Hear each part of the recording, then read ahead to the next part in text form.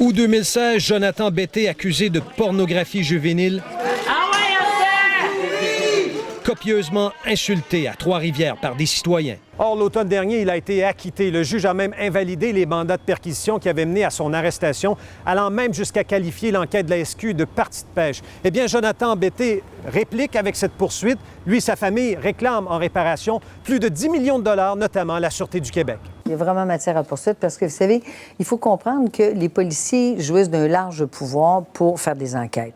Mais ils ne peuvent pas faire n'importe quoi. Jonathan Betté dit être un homme brisé, prestataire de l'aide sociale, ne pense jamais pouvoir avoir une vie normale au Québec, mais surtout déplore de devoir vivre avec l'étiquette de pédophile et de meurtrier. Ses parents, eux, forcés de vendre à perte leur compagnie. Il reproche à la SQ d'avoir d'ailleurs entraîné la déconfiture de l'entreprise. Une longue saga qui commence avec la disparition de Cédrica Provencher en 2007. Les soupçons de la SQ se tournent rapidement vers Jonathan Betté. L'homme, âgé aujourd'hui de 39 ans, possédait une Acura rouge, le véhicule qu'aurait utilisé le meurtrier. Plusieurs mesures d'enquête, incluant des scénarios d'infiltration, ont été échafaudées par la Sûreté du Québec au fil des ans. La SQ, dirigée par Martin Prudhomme, a même imaginé un faux concours qui a permis à Jonathan Betté de remporter un voyage de golf à Mont-Tremblant. Il y avait d'autres gagnants, des policiers ceux-là. 13 mois d'enquête à vouloir le faire parler, sans succès. On l'amène au Mont-Tremblant, on essaye de le piéger, on met des écoutes électroniques chez lui, chez sa famille,